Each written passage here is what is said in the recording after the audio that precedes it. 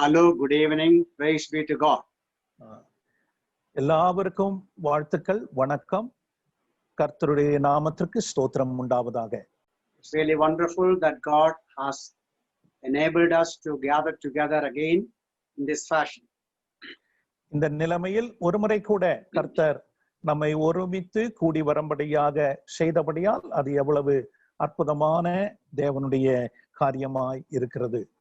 I'm so grateful to the responsible men of Salem Assembly for inviting me for this 2-day special meetings.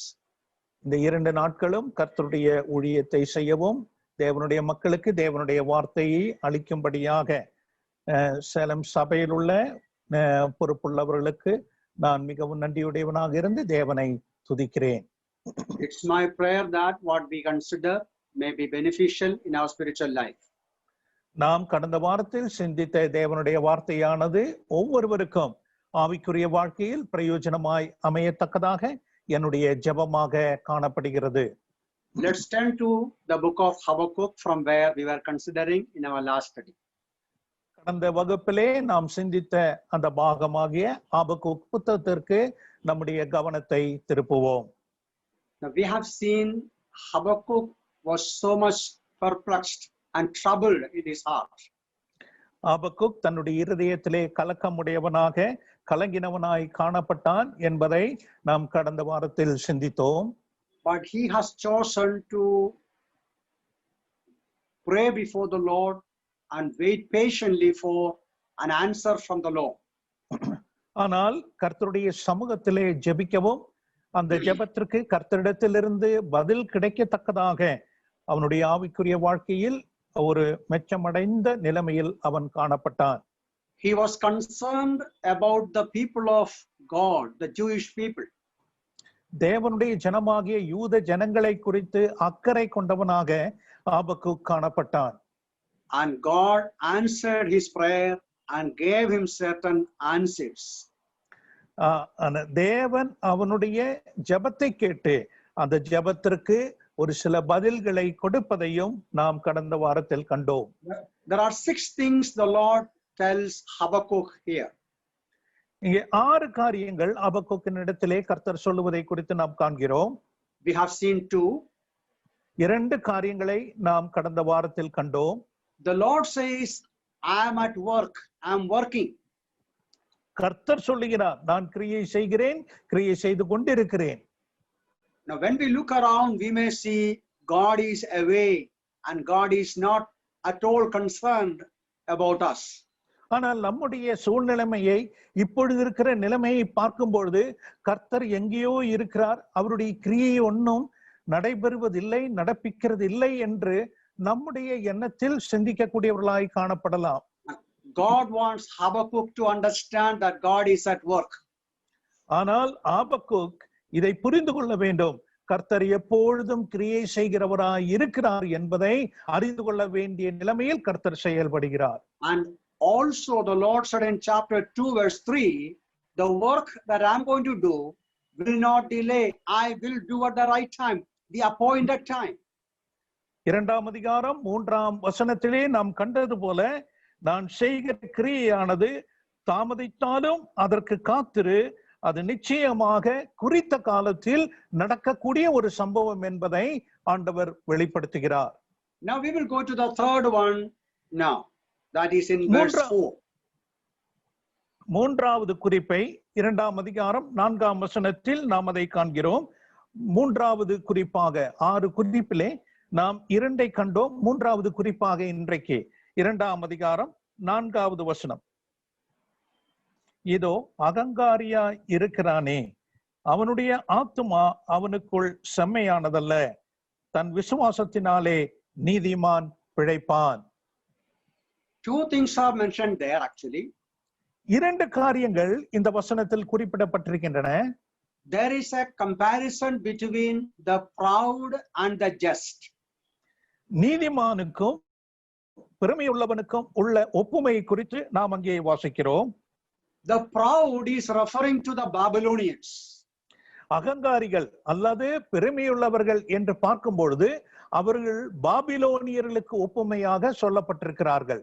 Because that is a context. The context is the Babylonians are oppressing the people of Judah. இந்த பாகத்தினுடைய பின்னணியை பார்க்கும் பொழுது இந்த சம்பவம் தான் காரணம். பாபிலோனியர்கள் தான் யூதர்களை அவர்கள் நெருக்குகிறவர்களாக, சிறுமைப்படுத்துகிறவர்களாக காணப்படுகிறார்கள். But at the same time, that term, the proud, can refer to any wicked person.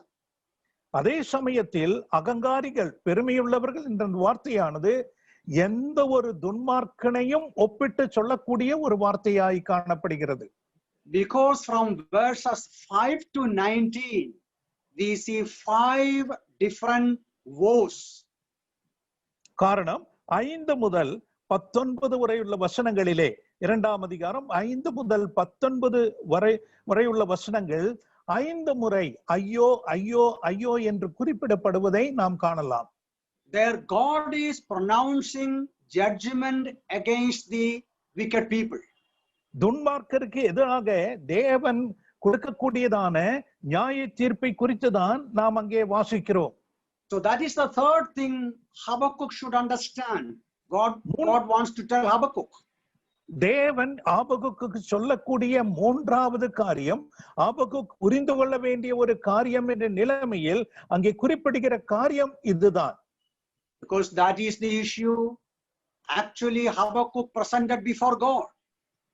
இதைத்தான் ஆபகுக் உண்மையாக கர்த்தருடைய சமூகத்தில் கொடுத்த ஒரு காரியமாய் இருக்கிறது. You are a holy God. How can you allow wicked people to trouble righteous people? நீர் ஒரு பரிசுத்தம் உள்ள தேவன், துன்மார்க்கம் உள்ள ஜனங்கள் எவ்விதமாக உம்முடைய ஜனமாகிய நீதிமான்களை அவர்கள் துன்புறுத்த கூடும்? Why are you silent when God's people are suffering? உம்முடைய ஜனம், தெய்வ ஜனம் பாடுபடுகிற வேளையில் நீர் ஏன் அமைதலாய் இருக்கிறீர்? So God is telling Habakkuk, Habakkuk, judgment will fall upon the wicked one.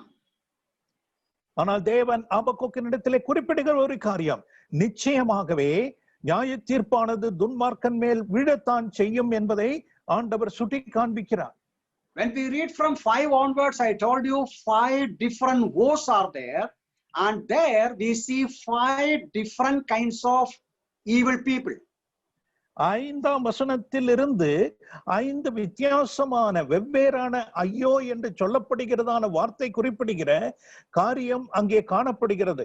அந்த 5 காரியங்களும் 5 விதமான பொல்லாத ஜனங்கள் மேல் கர்த்தருடைய நியாய தீர்ப்பு காணப்படுவதை குறித்து தேவன் விளக்குகிற ஒரு காரியம் அது.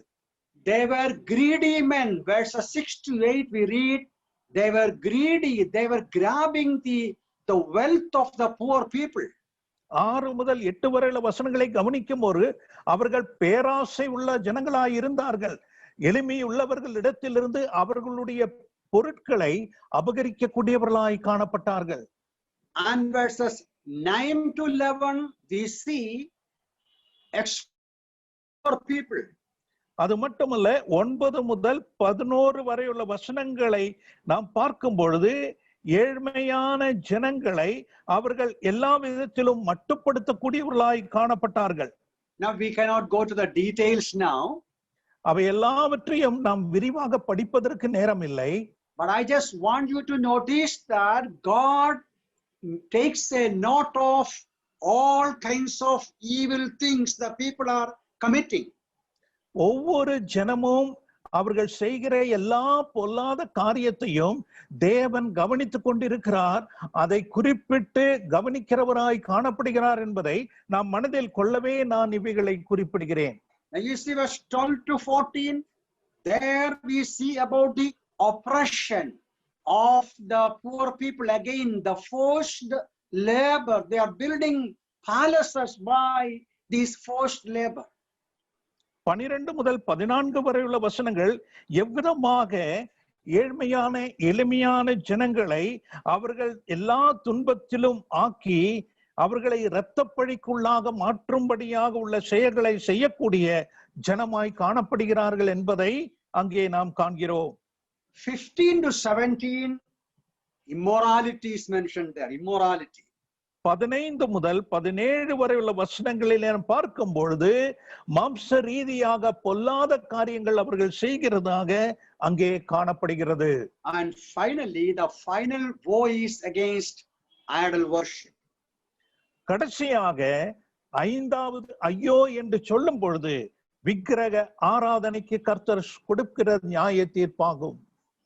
So God wants Habakkuk to understand judgment is sure. People will have to stand before God. ஆபக்குக் நிச்சயமாக புரிந்து கொள்ள வேண்டிய ஒரு சத்தியம் என்ன என்பதை கர்த்தர் வெளிப்படுத்துகிற காரியம் என்னவென்றால், தேவனுடைய நியாய தீர்ப்பானது நிச்சயம் எல்லார் மேலும் காணப்படும். துன்மார்க்கம் செய்கிறவர்கள் தப்பவே முடியாது என்பதை ஆபக்குக் புரிந்து கொள்ள செய்கிறார். We also need to remember these things. There is a day of judgment. ஒரு நாள் நியாய தீர்ப்பின் நாள் உண்டு என்பதை நானும் நீங்களும் உணர வேண்டும் என்று கர்த்தர் விரும்புகிறார். God is using Babylonians to punish and chastise the people of Judah. யூத ஜனங்களை சிட்சிக்கும்படியாக தேவன் பயன்படுத்துகிற கருவிதான் பாபிலோனிய ஜனம். But God at the right time will judge the Babylonians also. ஆனால் ஏற்ற சமயத்தில் குறித்த காலத்தில் அந்த பாபிலோனியர்களையும் கர்த்தர் நியாயம் தீர்ப்பார், தண்டிப்பார் என்பதில் சந்தேகமில்லை. So that is something which is encouraging, comforting Habakkuk in that context. இந்த நிலைமையில் ஆபக்குக் ஒரு ஆறுதலையும் ஒரு தைரியத்தையும் பெறக்கூடிய நிலைமையில் கர்த்தர் அவனுக்கு பதிலளிக்கிறார். Now in verse 4, one more thing is there. 4வது வசனத்தில் இன்னொரு காரியத்தை நாம் காண்கிறோம். 4வது வசனத்திலே the just shall live by faith. அதனுடைய கடைசி பாகம், விசுவாசத்தினாலே நீதிமான் பிழைப்பான். This is the condition of the proud and the wicked people. துன்மார்க்கமுள்ள அகங்காரிகளான ஜனங்களுடைய நிலைமை என்று சொல்லுவது இதுதான். They trust in themselves. அவர்களை தங்களே நம்பும்படியான விசுவாசத்திற்குட்பட்டான நிலைமையில் அவர்கள் வாழ்ந்து கொண்டிருக்கிறார்கள். They are selfish people. அவர்கள் எல்லாம் சுயநலவாதிகளாய் காணப்படுகிறார்கள். But the just will live by faith. ஆனால் நீதிமான் எவ்விதமாய் வாழ்கிறான் என்றால் விசுவாசத்தோடு கூட வாழக்கூடியவனாய் காணப்படுகிறான். This is a verse which we see in 3 books in the New Testament quoted by the writers. புதிய ஏற்பாட்டிலே இந்த பாகத்தை விசுவாசத்தினாலே நீதிமான் பிழைப்பான் என்பது 3 இடங்களில் வருகிறது என்பது நாம் நன்றாக அறிந்திருக்கிறோம். First of all, in Romans chapter 1:17. ரோமர் 1ஆம் அதிகாரம் 17வது வசனத்தில் நாம் அதை வாசிக்கிறோம். There Apostle Paul is writing about how the Lord is justifying the wicked people. எவ்விதமாக துன்மார்க்கனை கர்த்தர் நீதிக்குள் ஆட்கிறார் என்பதை அங்கே அப்போஸ்தலனாகிய பவுல் விவரிக்கிற வேளையில் அந்த சத்தியத்தை குறிப்பிடுகிறார். Paul is quoting this verse in that connection. He is expounding the truth of justification.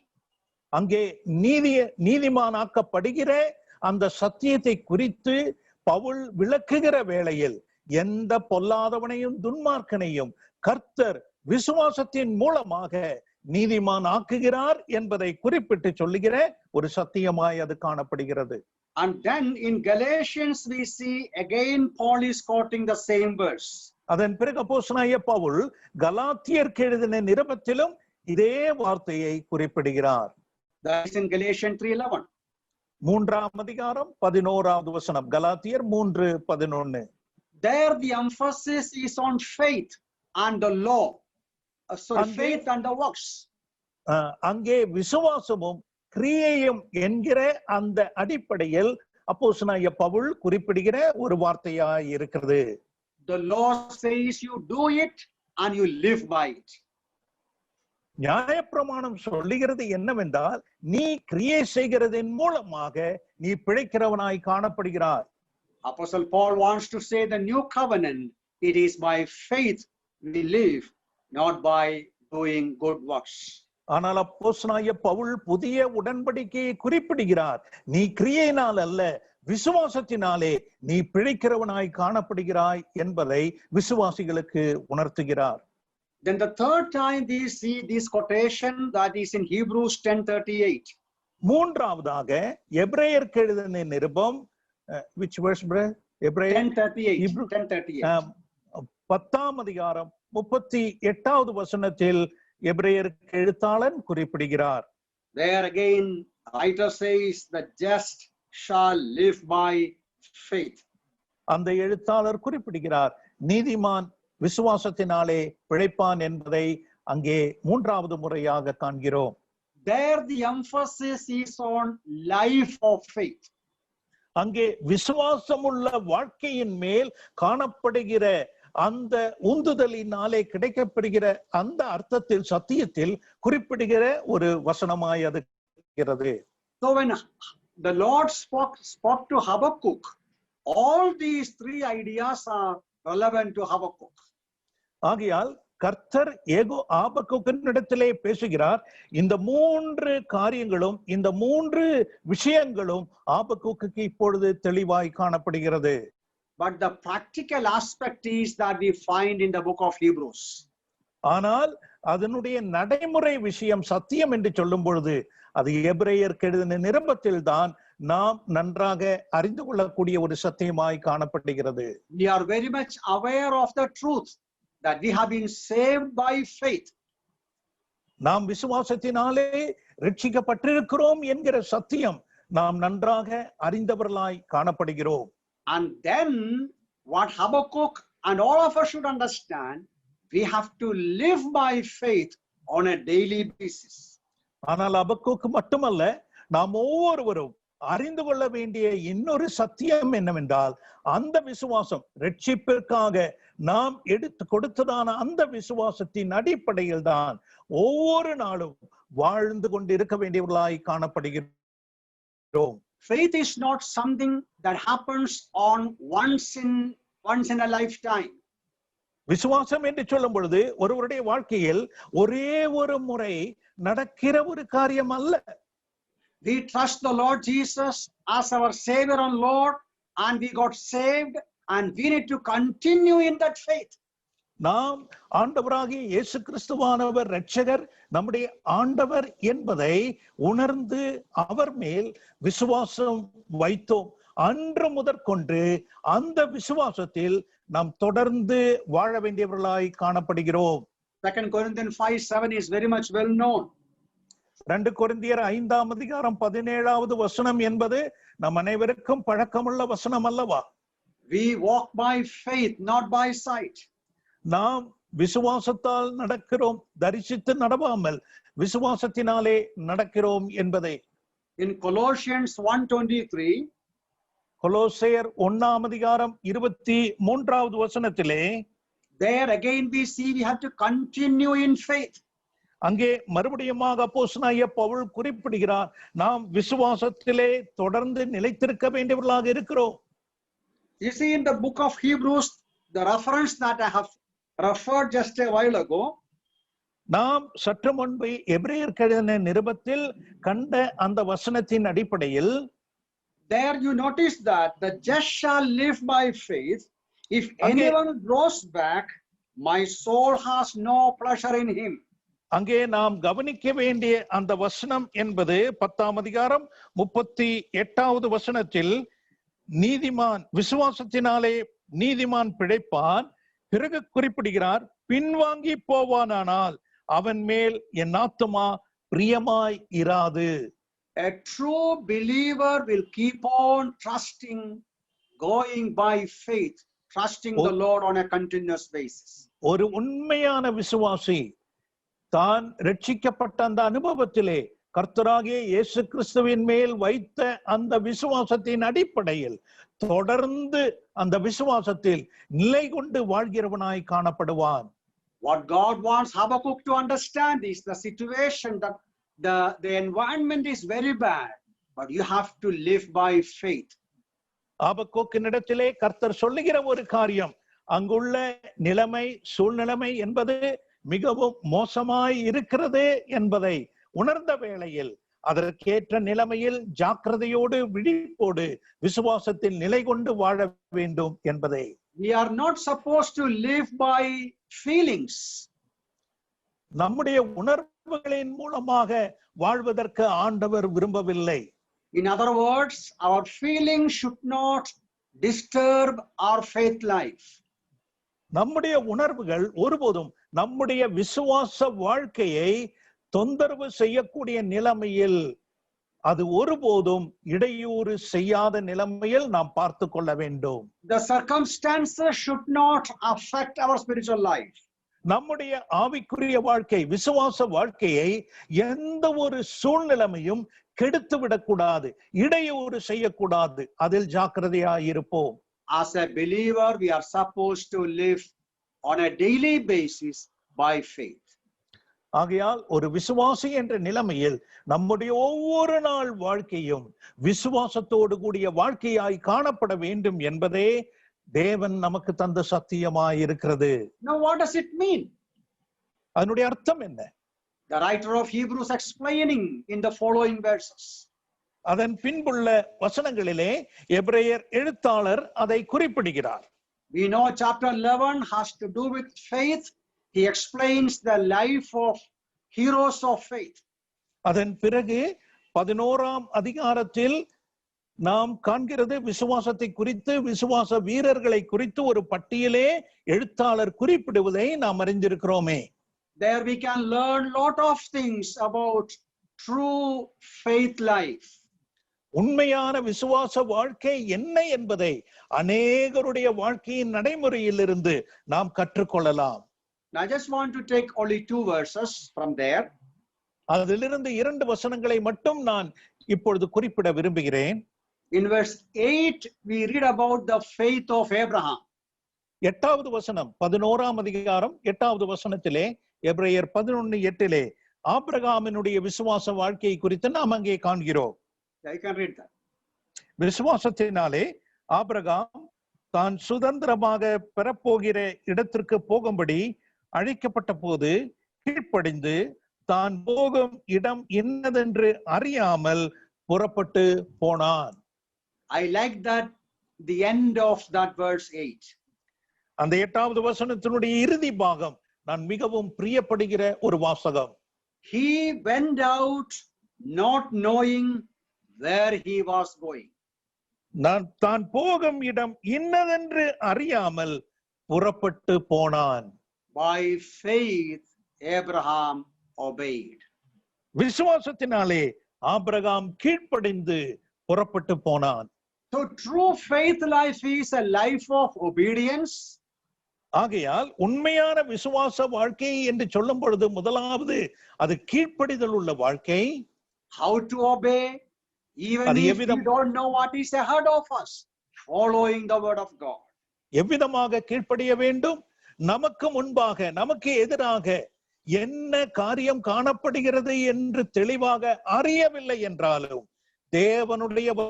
So Abraham's faith life is, even though he doesn't know what is in future, he is fulfilling, obeying what God said to him. தனக்கு எதிராக எதிர்காலத்தில் என்ன நடக்கும், என்ன காரியம் காணப்படும் என்று அறியாமல் இருந்த வேளையிலும் ஆபிரகாம் தேவனுடைய வார்த்தைக்கு கீழ்ப்படிந்தவனாக அவன் முன்னேறி சென்றான் என்பதுதான் ஒரு உண்மையான விசுவாச வாழ்க்கையாய் காணப்படுகிறது. That is true faith life. அதுதான் உண்மையான விசுவாச வாழ்க்கை. Okay, next verse, verse 13. அதன் பிறகு 13வது வசனத்தை கவனிங்கள். எபிரேயர் 11ஆம் அதிகாரம் அதனுடைய 13வது வசனம். இவர்கள் எல்லாரும் வாக்குத்தத்தம் பண்ணப்பட்டவைகளை அடையாமல் தூரத்திலே அவைகளை கண்டு நம்பி அணைத்து கொண்டு பூமியின் மேல் தங்களை அந்நியரும் பரதேசிகளும் என்று அறிக்கையிட்டு விசுவாசத்தோடே மரித்தார்கள். They all died in faith. அவர்கள் எல்லாரும் விசுவாசத்தோடே மரித்தார்கள். That means till the end of their life, even though they did not possess, they did not receive all that God promised them, they lived by faith. அவர்கள் மரணம் வரைக்கும் அந்த விசுவாசத்தோடு வாழ்ந்தார்கள். தேவன் வாக்குத்தத்த ஒன்றும் அவர்களுக்கு கிடைக்கப் பெறவில்லை என்றாலும் அவர்கள் அந்த விசுவாசத்தோடு வாழ்ந்து மரித்தார்கள் என்பதை நாம் கவனிக்க வேண்டும். So the Lord's third answer to Habakkuk is, Habakkuk, my just shall live by faith. மூன்றாவது விடை ஆபக்கூக்குக்கு தேவன் கொடுத்த பதில் என்னவென்றால், ஆபக்கூக்கே, நீதிமான், என்னுடைய நீதிமான் விசுவாசத்தில் பிழைப்பான் என்பதே. Now in the Old Testament you have another story, the story of that widow of Zarephath. சாரெப்பாத் விதவையை குறித்ததான சம்பவம் புதிய ஏற்பாட்டில் பழைய ஏற்பாட்டில் நாம் அறிகிறோமே. You remember God sends Elijah to Zarephath. சாரெப்பாத்திற்கு எலியா தீர்க்கதரிசியை கர்த்தர் அனுப்புகிறார். Famine is going on. அங்கே பஞ்சமானது அந்த தேசத்தில் நிலவுகிறது. And Elijah meets this woman saying, you bring me water, bring me bread. அந்த பஞ்ச வேளையிலும் எலியா தீர்க்கதரிசி அந்த ஸ்திரீயினிடத்தில் எனக்கு அப்பமும் தண்ணீரும் கொண்டு வந்து கொடு என்று குறிப்பிடுகிறதை நாம் அங்கே அறிகிறோமே. And she says, we have nothing, only very little bit of flour and oil, and I'm going to prepare one bread, and me and my son will eat it and die.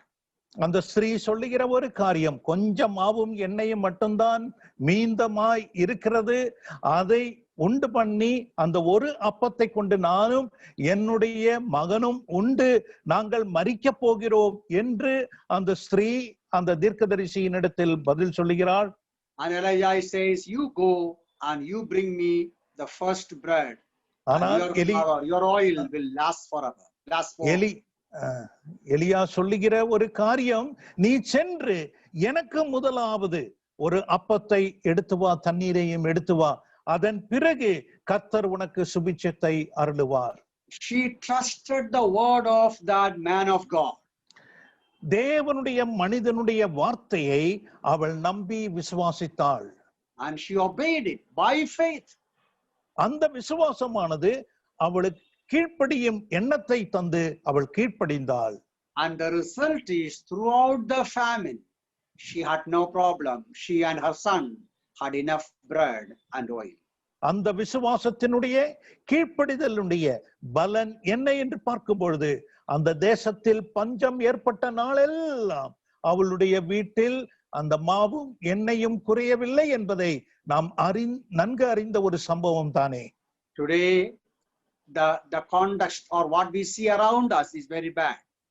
இன்றைக்கு நாம் சந்திக்கிற இந்த சூழ்நிலைமையும் அதே போல ஒரு சூழ்நிலைமையில் கவலைக்கிடமாய் காணப்படுகிறது அல்லவா? Difficult days are ahead of us. நமக்கு எதிராக எப்பேற்பட்ட நாள் காணப்படும் என்பதை அறியாத வண்ணமாக ஒரு கஷ்டமான நாட்களில் நாம் கடந்து சென்று கொண்டிருக்கிறோம். But the just, the godly people, they live by faith, trusting in the promises of God. ஆனால் தெய்வ பக்தியுள்ள ஜனம், தேவனுடைய பிள்ளைகள், அவர்கள் தேவன் மேல் விசுவாசம் வைத்தவர்களாக அவர்கள் முன்னேறி செல்கிறவர்களாய் காணப்படுகிறார்கள். Let's see the next answer that God gave to Habakkuk. ஆபக்கூக்குக்கு கொடுத்த நான்காவது பதில் என்ன என்பதை அடுத்ததாக நாம் காண்போம். That is in chapter 2 verse 14. இரண்டாம் அதிகாரம் 14ஆம் வசனத்தில் அதை காண்கிறோம். ஆபக்கூக் தீர்க்க தரிசன புத்தகம் 2ஆம் அதிகாரம் அதனுடைய 14ஆவது வசனம். சமுத்திரம் ஜலத்தினால் நிறைந்திருக்கிறது போல பூமி கர்த்தருடைய மகிமையை அறிகிற அறிவினால் நிறைந்திருக்கும். You see, in the midst of those woes, the Lord speaks about the future program of God. ஐயோக்கள் என்று சொல்லக்கூடிய நிலைமையில் அங்கு நாம் கண்டோம் அல்லவா? இந்த கஷ்டத்தின் மத்தியிலும் கர்த்தருடைய எதிர்காலத்தினுடைய திட்டம் என்ன என்பதை ஆபக்கூக்குக்கு கர்த்தர் விவரிக்கிறார். This verse has 3 applications minimum. இந்த வசனத்தை நாம் காணும் பொழுது அதை 3 விதத்தில் நாம் செயல்படுத்தி கொள்ளக்கூடிய நிலைமை அங்கே காணப்படுகிறது. In that primary context, what Habakkuk is seeing, trouble everywhere, God wants to say this troublesome period will be over. முதன்மையாக எல்லா இடங்களிலும் கஷ்டமானது, உபத்திரவமானது சூழ்ந்திருக்கிறது. கர்த்தர் ஆபக்குக்கு வெளிப்படுத்துகிற ஒரு காரியம், இந்த உபத்திரவம் சீக்கிரமாய் கடந்து போகும், முடிந்து போகும். God will judge Babylon and the Babylonian oppression will be over. கர்த்தர் தாமே பாபிலோனியர்களை நியாயம் தீர்ப்பார். பாபிலோனியர்கள் சிறுமைப்படுத்துகிற நாட்களும் அது முடிந்து போகும், கடந்து போகும். And the land of Judah will be again filled with the knowledge of the glory of God. அதன் பிறகு யூத தேசமானது கர்த்தருடைய மகிமையினாலும் கர்த்தருடைய அறிவினாலும் நிறைந்திருக்கும் என்பதை கர்த்தர் குறிப்பிடுகிறார். And the second application could be that time when the Lord Jesus was here on the earth, especially in Judea, preaching the word of God. இரண்டாவது அதை அந்த நடைமுறைப்படுத்தக்கூடிய அந்த வாசகம் என்னவென்றால், சத்தியம் என்னவென்றால், ஆண்டவராகிய இயேசு கிறிஸ்துவானவர் யூதேயாவில் இருந்த வேளையில் கர்த்தருடைய அறிவு நிறைந்த வார்த்தைகளால் அந்த தேசமானது நிரம்பி காணப்பட்டது அல்லவா? And the third application is millennium, that is yet to happen in future. மூன்றாவதாக இந்த வசனத்தினுடைய நிறைவேறுதல் என்று சொல்லும் பொழுது, இனி எதிர்காலத்தில் நடக்கக்கூடியதான 1000 வருட ஆட்சியிலே இயேசு கிறிஸ்துவினுடைய கர்த்தருடைய அறிவினால் பூமி எங்கும் நிறைந்திருக்கும் என்பதை சத்தியமாக சொல்லப்படுகிறது. That is the ultimate fulfillment of this prophecy, no doubt about that. அவருடைய தீர்க்க தரிசனத்தினுடைய முற்றிலுமான நிறைவேறுதல் அதுவே, அதில் எந்த ஒரு சந்தேகமும் இல்லை. Because we see similar words in chapter 11 of the book of Isaiah, where we see about millennium. ஏசாயா 11ஆம் அதிகாரத்தில் 1000 வருட ஆட்சியை குறித்து நாம் இதே போல வாசிக்கிறோம் அல்லவா? When the Lord shall rule the earth literally. கர்த்தர் தாமே இந்த பூமியை ஆளுகை செய்கிற அந்த நாட்களாய் அது காணப்படும். So 3 applications are there. ஆகையால் இங்கே 3 காரியங்கள் செயல்படுத்தக்கூடிய நிலைமையிலே காணப்படுகின்றன. It may be a deliverance for Judah from the Babylonians. முதன்மையாக அது யூதாவிற்கு கிடைக்கக்கூடியதான ஒரு விடுதலை, பாபிலோனுடைய கரத்திலிருந்து கிடைக்கக்கூடிய விடுதலை. It may have a reference to the coming of the Lord Jesus on the earth to preach the gospel. இரண்டாவதாக ஆண்டவராகிய இயேசு கிறிஸ்துவானவர் இந்த உலகத்திலே சரீர பிரகாரமாக இருந்து கொண்டு யூதேயாவெங்கும் சுற்றி திரிந்து தம்முடைய வார்த்தையை அறிவித்த நாட்களாக அது சொல்லப்படுகிறது. And it refers to the 1000-year rule of God on the earth. மூன்றாவதாக ஆண்டவராகிய இயேசு கிறிஸ்துவானவர் இனி இந்த உலகத்தில் அவர் 1000 வருட ஆட்சி செய்ய வருகிற வேளையில் பூமி எங்கும் அவருடைய அறிவினால் நிறைந்திருக்கும். Whatever way we take it, the main thing is what God wants to tell Habakkuk. Habakkuk, the present condition will be over very soon. இன்றைக்கு நாம் விசுவாசிகள் எந்த நிலைமையில் இந்த வசனத்தை எடுத்தாலும், அன்றைக்கு ஆபக்குக்கினிடத்திலே கர்த்தர் சொல்லுகிற ஒரு வார்த்தை, இப்பேற்பட்டதான சூழ்நிலைமைகள் சீக்கிரம் கடந்து போகும் என்பதே.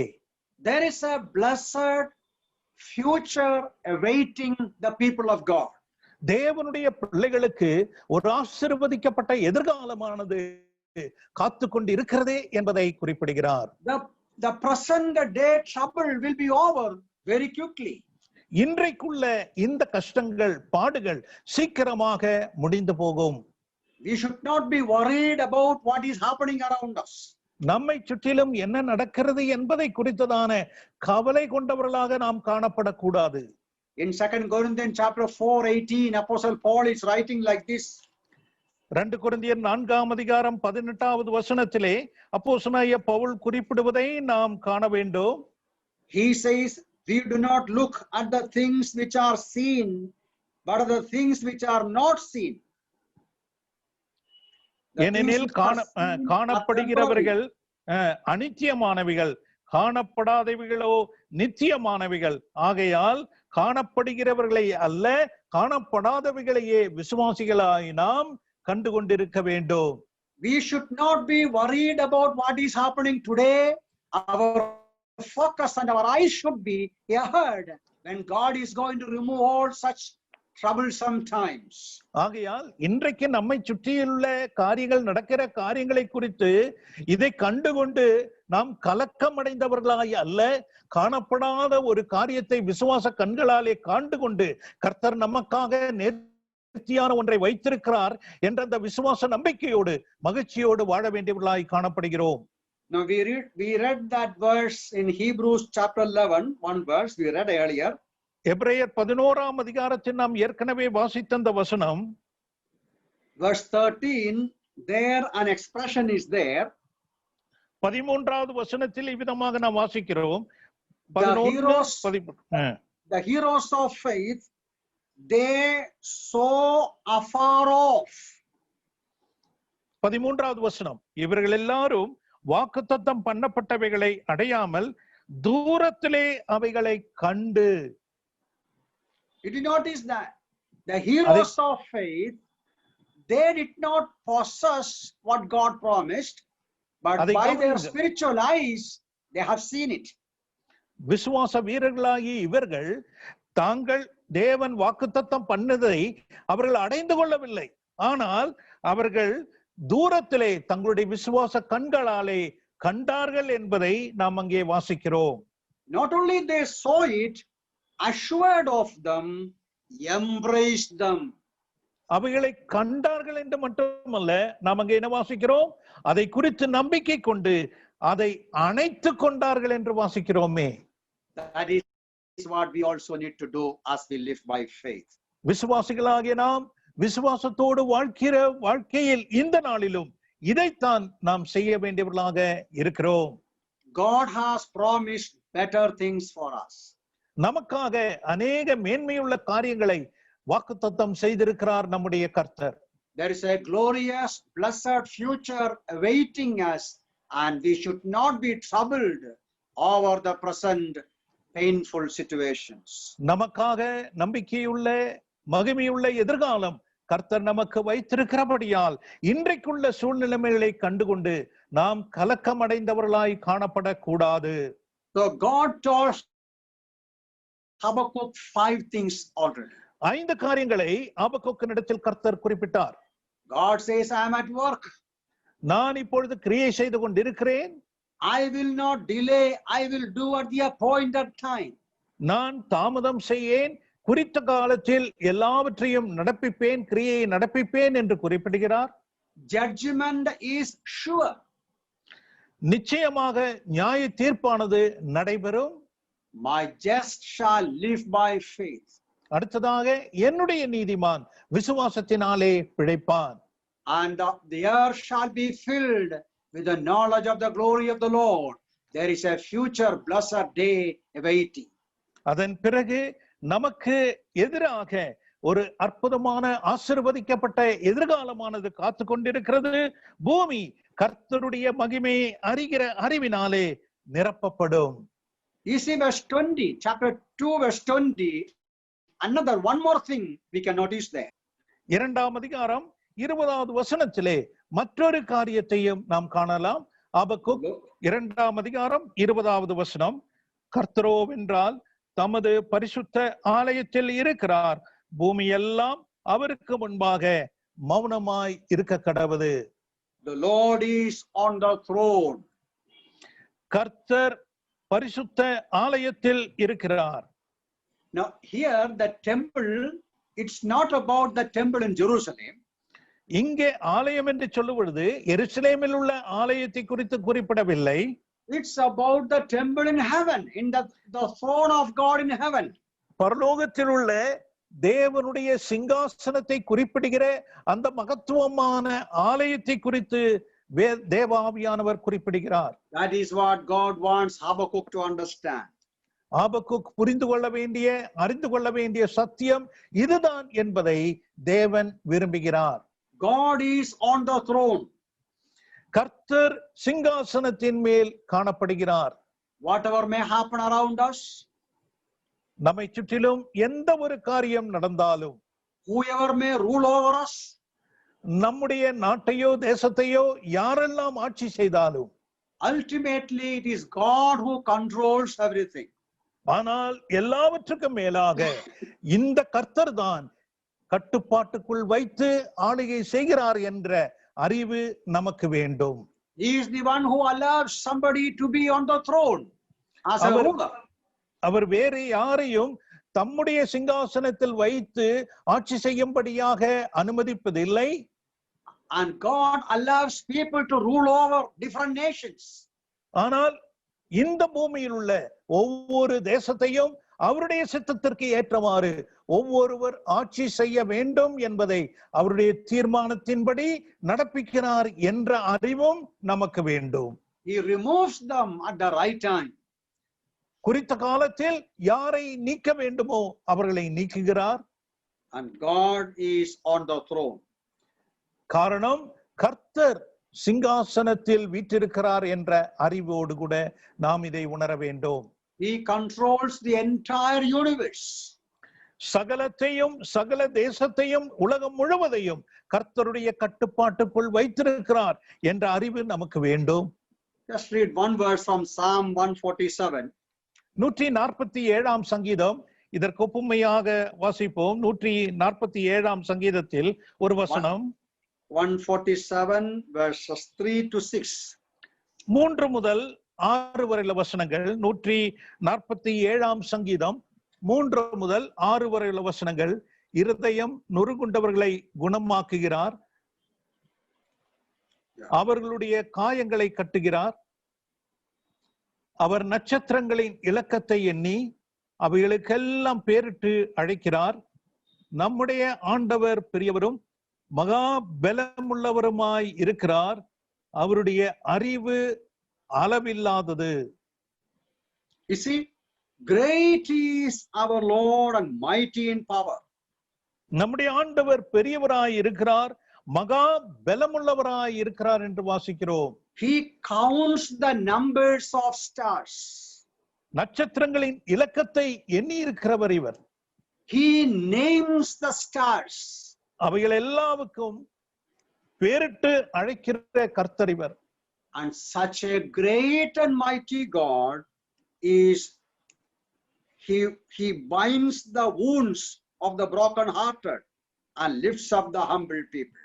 இப்பேற்பட்ட பெரியவரும் வல்லமையுள்ள ஆண்டவர்தான் இருதயம் நொறுங்குண்டவர்களை குணமாக்குகிறார், அவர்களுடைய காயங்களை கட்டுகிறார்.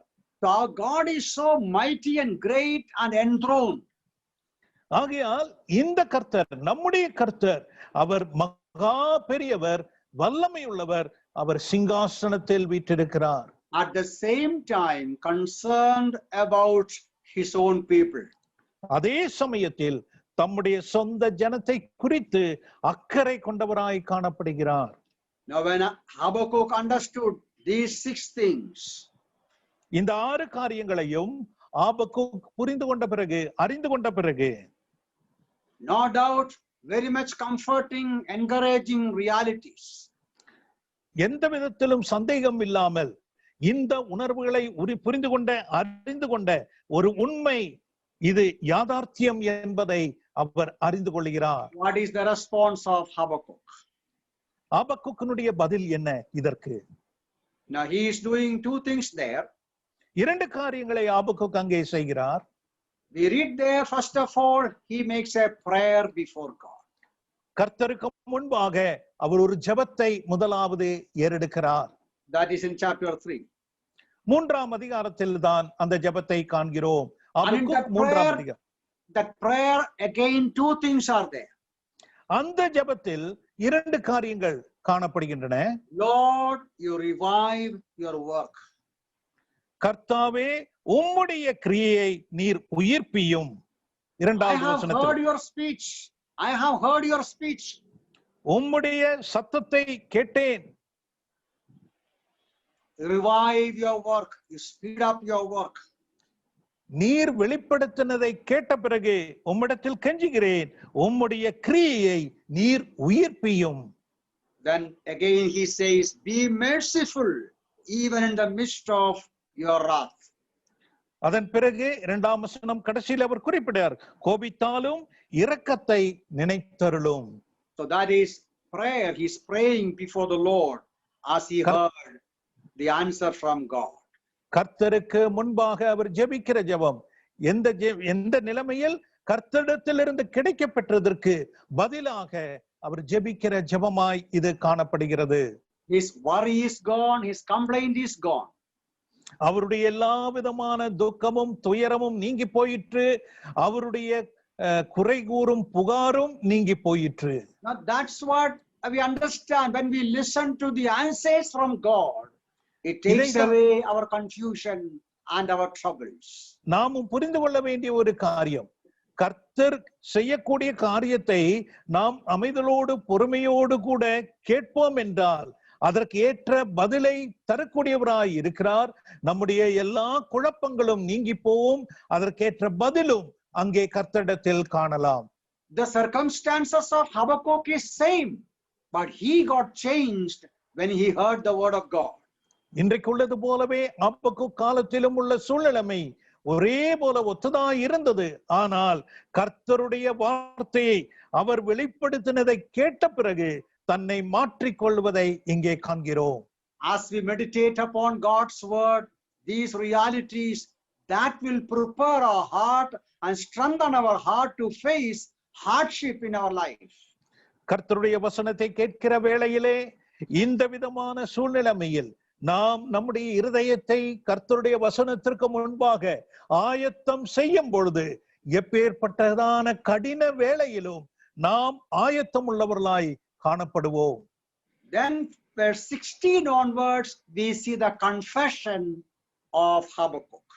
ஆபக்குக்கினுடைய அறிக்கையை 3ஆம் அதிகாரம் 16ஆம் வசனத்திலிருந்து நாம் காண்கிறோம். 16ஆம் வசனத்திலிருந்து ஆபக்குக் என்ன அறிக்கை குறிப்பிடுகிறார் என்பதை நாம் காண்கிறோம். He says, what I am going to do? நான் என்ன செய்ய போகிறேன்? His decisions before the Lord. கர்த்தருக்கு முன்பாக தன்னுடைய தீர்மானம் என்ன என்பதை அவர் குறிப்பிடுகிறார். Again we can notice three things. 3 காரியங்களை அங்கே காணலாம். Notice verse 16, around in the midst of 16, I will rest in the day of trouble. இக்கட்டு நாளிலே நான் இளைப்பாறுதல் அடைவேன் என்று 16ஆம் வசனத்தில் குறிப்பிடுகிறார். That is his decision. அதான் அவருடைய தீர்மானம். Because I heard the promises of God. தேவனுடைய வாக்குத்தத்தங்களை நான் அறிந்திருந்தபடியால் கேட்டபடியால் He says in the day of trouble I will rest. எல்லா விதமான இக்கட்டின் வேளையிலும் நான் கர்த்தரிடத்தில் இளைப்பாறுதல் அடைவேன் என்று அவர் குறிப்பிடுகிறார். I will have no worry. எனக்கு எந்த விதமான துயரமும் இல்லை. I will not keep any tension. நான் எந்த விதமான பதற்றமும் இல்லாமல் காணப்படுவேன். I will have any more questions, no more questions. இனி கர்த்தரிடத்தில் இப்பேற்பட்டதான கேள்விகள் கேட்பதற்கு வினாவுவதற்கு என்னிடத்தில் கேள்வி இல்லை. I will not trust in myself, I will not trust in the people. நான் என்னையோ அல்லது மற்ற ஜனங்களையோ ஒருபோதும் சார்ந்து நம்பி வாழப்போவதில்லை. I will rest in the day of trouble. இக்கட்டு நாளில் நான் கர்த்தரிடத்தில் இளைப்பாறுதல் அடைவேன். Because my God is working. காரணம் என்னுடைய கர்த்தர் கிரியை செய்து கொண்டிருக்கிறார். Because I have prayed before God to work. காரணம் நான் கர்த்தரிடத்தில் அவர் கிரியை செய்யும்படியாக நான் ஜெபித்தேன். Because God told me to wait patiently. காரணம் கர்த்தர் பொறுமையோடு கூட அவர் இருக்கும்படியாக என்னிடத்தில் கேட்டுக்கொண்டார். Now one more thing he says in 17 and 18. 17-18 வசனங்களிலே இன்னொரு காரியத்தையும் குறிப்பிடுகிறார். 17-18 I will rejoice in the Lord. 18ஆம் வசனத்திலே நான் கர்த்தருக்குள் மகிழ்ச்சியாய் இருப்பேன். That verse 17 and 18 is very much well known. 17-18 வசனங்கள் நாம் அடிக்கடி நினைவு கூறுகிற வசனங்களாய் காணப்படுகின்றன அல்லவா? Habakkuk is referring to all kinds of difficult situations. தன்னுடைய எல்லா விதமான கஷ்டமான சூழ்நிலைமையும் ஆபக்குக் அங்கே குறிப்பிடுகிறார். Whatever may be the painful situation, difficult situation. எப்பேற்பட்டதான கஷ்டமான உபத்திரவமான வேதனை உள்ள சூழ்நிலைமையாய் இருந்தாலும் I will rejoice in the Lord. நான் கர்த்தருக்குள் மகிழ்ச்சியாய் இருப்பேன். Dear brothers and sisters, as a believer, we ought to rejoice in our sufferings. ஆகையால் எனக்கு அருமையான சகோதர சகோதரிகளே, நம்முடைய உபத்திரவங்களிலும் இப்பேற்பட்டதான ஒரு மகிழ்ச்சி கர்த்தருக்குள் நாம் பெற்றவர்களாய் இருக்க வேண்டும். You remember it, the Lord Jesus, before he went to the cross, we read that he sang a song with the disciples. நம்முடைய ஆண்டவராகிய இயேசு கிறிஸ்துவானவர் சிலுவைக்கு செல்வதற்கு முன்பாக தம்முடைய சீஷர்களோடு கூட பாடலை பாடினார் என்று நாம் சுவிசேஷத்தில் வாசிக்கிறோமே. The song and praise and worship of Paul and Silas in the jail of Philippi is very much well known. பிலிப்பு பட்டணத்திலே சிறைச்சாலையில் இருக்கிற வேளையில் பவுலும் சீலாவும் அந்த உபத்திரவத்தின் மத்தியிலும் பாடி துதித்தார்கள் என்று வாசிக்கிறோம் அல்லவா? God gives songs to godly people in the night seasons. தெய்வ பிள்ளைகளுக்கு, கர்த்தருக்கு பயந்தவர்களுக்கு, தெய்வ பக்தி உள்ளவர்களுக்கு இரவு பொழுதிலே கர்த்தர் தம்முடைய பாடலை தருகிறவராய் காணப்படுகிறார். So the decision of Habakkuk is, I will rest in the day of trouble and I will sing at the time of trouble. ஆகையால் ஆபக்குக்கினுடைய தீர்மானம் என்ன என்று பார்க்கும் பொழுது, இக்கட்டு நாளில் நான் கர்த்தருக்குள் மகிழ்ச்சியாயிருந்து களி கூறுவேன், அவரில் இளைப்பார்வேன் என்று அவர் குறிப்பிடுகிறார். And thirdly he says in verse 19, I will depend on the Lord for my strength. 19வது வசனத்தில் மூன்றாவதாக அவர் குறிப்பிடுகிற ஒரு காரியம், கர்த்தரின் பலன், அவரின் கால்களை மான் கால்களோ போல ஆக்கி உயரமான ஸ்தலங்களில் என்னை நடக்க பண்ணுவார் என்று அவர் குறிப்பிடுகிறார். I will move forward, I will go forward and I will trust in the strength of the Lord. கர்த்தருடைய பலனில் நான் நம்பிக்கை கொண்டவனாக உயரமான ஸ்தலங்களில் நடந்து செல்வேன் என்று அவர் குறிப்பிடுகிறார். Now brothers and sisters, we are living in a very difficult days. எனக்கு அருமையான சகோதர சகோதரிகளே, ஒரு இக்கட்ட நாட்களிலே நாம் வசித்துக் கொண்டிருக்கிறோம். We need to see encouraging, hope-giving, comforting words from the word of God nowadays. தேவனுடைய வசனத்திலிருந்து நம்மை உற்சாகப்படுத்தக்கூடியதான நம்பிக்கையினுடைய வார்த்தைகளை நாம் தேடுகிறவர்களாய் காணப்படுகிறோம். There is a possibility that we also face troubles and difficulties, perplexities in our heart as Habakkuk had. ஆபக்குக் நேர்ந்தது போலவே நம்முடைய வாழ்க்கையிலும் தனிப்பட்ட முறையிலே இப்பேற்பட்டதான கலக்கங்களும் துக்கங்களும் பாடுகளும் உள்ள சூழ்நிலைமை நமக்கும் நிச்சயமாக கடந்து வரலாம். Let us consider these lessons in our life. அந்த வேளையில் இப்பேற்பட்டதான தேவ வார்த்தைகளை நம்முடைய எண்ணத்தில் கொண்டவர்களாய் நாம் தைரியப்படுவோமாக. Let us meditate upon the answer the Lord gave to Habakkuk. ஆபக்குக்கு தேவன் கொடுத்த பதிலை நம்முடைய எண்ணத்திலே சிந்தித்தவர்களாய் நாம் அதில் கவனம் செலுத்துவோம். Not to be confused and troubled in the midst of sufferings. இந்த விதமான பாடுகளின் மத்தியில் எந்த விதமான குழப்பமும் எந்த விதமான பதற்றமும் காணப்படாமல் நாம் காணப்படுவோம். The Lord and rejoice in him. கர்த்தரில் இளைப்பாறுதல் அடைந்தவர்களாக கர்த்தருக்குள் நாம் மகிழ்ச்சியாய் இருப்போம். Trust in the Lord and wait for the Lord's promises to be fulfilled for us. கர்த்தரில் நாம் நம்பிக்கை கொண்டவர்களாக விசுவாசம் வைத்தவர்களாக அவருடைய வாக்கு தத்தம் நம்மில் நிறைவேறத்தக்கதாக விசுவாசத்தோடு கூட அவரிடத்தில் காத்திருப்போம். Let us look ahead, prayerfully waiting for that blessed, joyful and hopeful days. நமக்காக வைக்கப்பட்டிருக்கிறதான நம்பிக்கை உள்ள மகிழ்ச்சி உள்ள நாள் இன்னும் எதிராக வைக்கப்பட்டிருக்கிறது என்ற அந்த தரிசனத்தோடு கூட மனமகிழ்ச்சியோடு வாழ்வதற்கு கர்த்தர் கிருபை செய்வாராக. My prayer that God may bless these words to all who heard these words tonight. இந்த வார்த்தைகளை இந்த மாலை வேளையில் கேட்ட ஒவ்வொருவருக்கும் தேவ ஆவியானவர் தாமே ஆசீர்வாதமாக்கி தருவார் என்ற ஜெபத்தோடு கூட நான் இந்த தேவனுடைய வார்த்தையை நிறைவு செய்கிறேன். May the Lord's name be glorified.